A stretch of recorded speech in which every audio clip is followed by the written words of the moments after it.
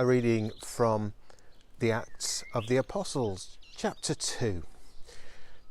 They devoted themselves to the apostles' teaching and to fellowship, to the breaking of bread and to prayer. Everyone was filled with awe at the many wonders and signs performed by the apostles. All the believers were together and had everything in common. They sold property and possessions to give to anyone who had need. Every day they continued to meet together in the temple courts. They broke bread in their homes and ate together with glad and sincere hearts, praising God and enjoying the favour of all the people. And the Lord added to their number daily those who were being saved. There's a place in our hearts that aches for deep connection with others. There's a space within our souls which craves that connection. We can try to run from it, deny it, we can try to suppress it, but at the end of the day, we can't escape it. It's part of our identity as image bearers of the one true God. Community has always existed because God himself is community. His very essence, one God in three persons, bears witness to this wonderful truth. We see it in creation when he says, "Let us make humans in our image, after our likeness." And because we are made in the image of God, we have a built-in need for community. And more than that, for community with God at the centre. Community focused on God, loved by God, and led by God. I guess this last 15 months or so, with the isolation of lockdowns and other COVID restrictions, this has been so evident, hasn't it? And some of the many mental health issues are, I'm sure, due to a lack of meaningful connection with other people. And yet, given how busy and fragmented people's lives are, and given we really don't know how things will work in the post-COVID world which we are headed towards, actually creating community, maintaining it, growing it, is and will be, I think, harder and harder to do. So a key question as we slowly come out of COVID and seek to rebuild and reimagine the life of the church is this: how can we recover? How can we create, maintain and grow a deep and lasting community? I think the church has something unique and special to offer here. So if we get it right, I think it will speak volumes to the world and it will be a real blessing to many people. In Acts 2, 42-47, our reading just now, we're given a beautiful and compelling picture of Christian community. It's a snapshot of the early church, and it offers us a template for authentic community that healthy churches can seek to follow. The first element we see is full devotion to Jesus and his cause. We're told they devoted themselves to the apostles' teaching and to fellowship, to the breaking of bread and to prayer. That's verse 42. Part of the character of a God-honouring community is full devotion and passion towards the things that matter most. People are inspired by worthy causes and by a collective vision. We should be a place that reflects full devotion to Jesus, to each other, and to his causes, the things he is passionate about. The early church knew their why, and so do we. This is our praise, nurture, and serve. This is our worshipping God with the whole of our lives, nurturing people's faith and helping people thrive in the whole of life, serving in practical ways the world around us. This is us making followers of Jesus through worship, through community and through service.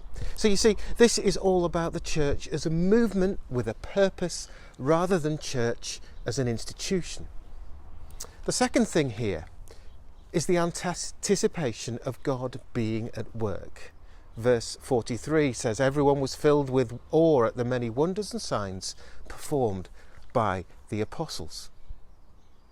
People want to be a part of something God-sized, I think. In truth, God stands ready to work in and through a willing community who follows him with faith and courage. here in Acts 2, people prayed and they expected God to answer those prayers. Are we a church that thinks about and prays to achieve those things that can only be accomplished through God's power, trusting Him to do what we may think is impossible? The third element is a strong commitment to one another. Verse 44, all the believers, we're told, were together and had everything in common. Some of you will often have heard me use the image of church as family, which is a dominant image used through the New Testament. And the idea of church as family is one we would do well to keep central. A Jesus-honouring community displays loyalty, dependability, mutual support, respect, and grace to one another.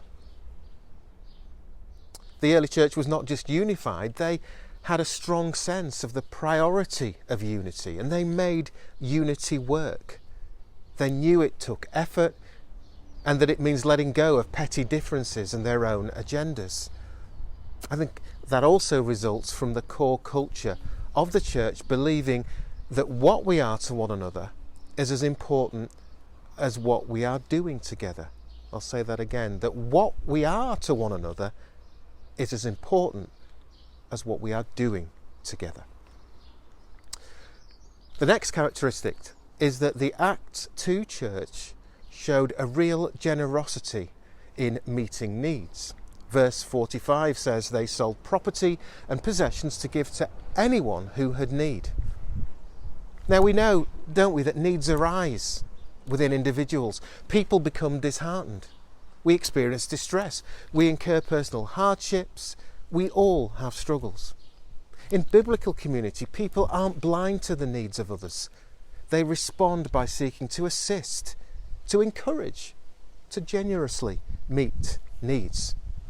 So in Christian community, sincere care and concern is there between one another. And when meeting needs demands generosity and sacrifice, the Christ-filled community steps up to the plate. And then there's laughter, there's real fellowship.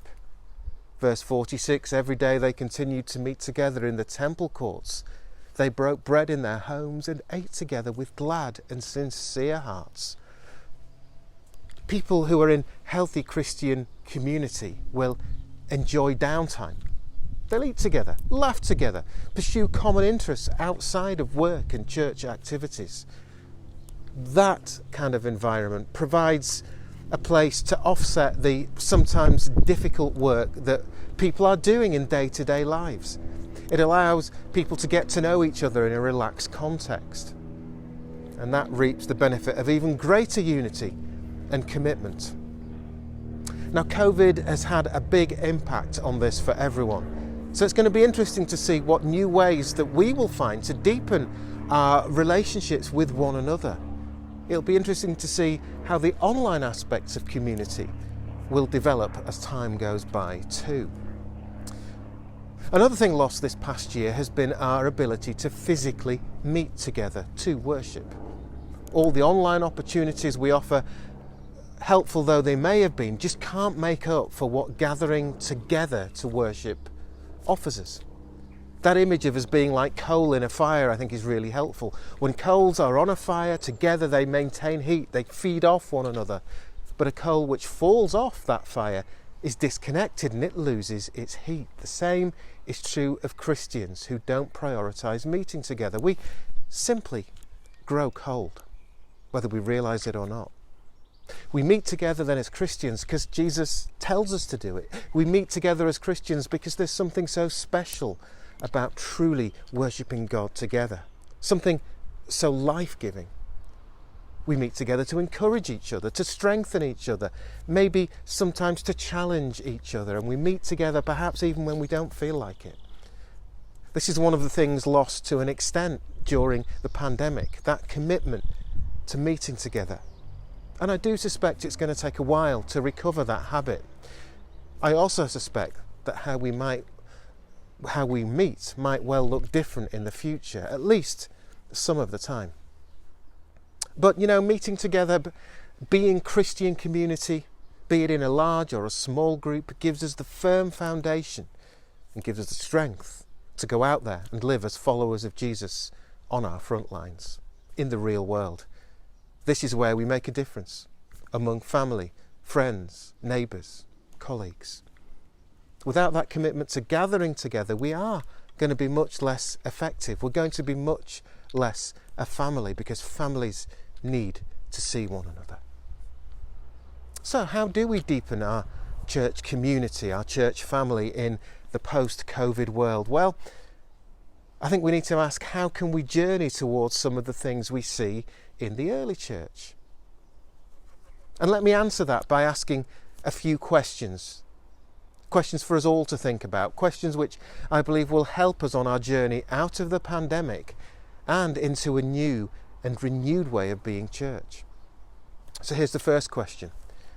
As a healthy community, will we all play our part, big or small, in our shared vision, our shared purpose, in the praising, the nurturing, in the serving, in the making followers of Jesus through worship, community and service?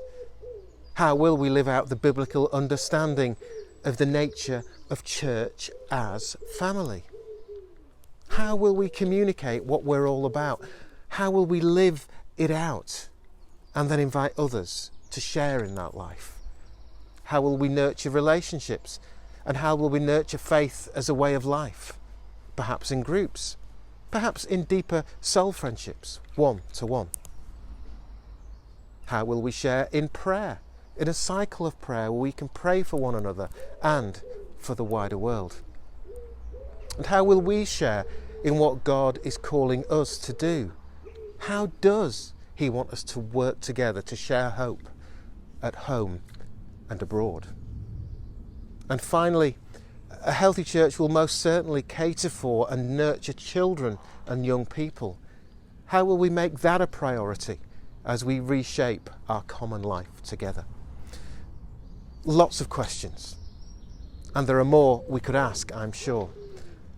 Lots of questions, and as yet, few answers.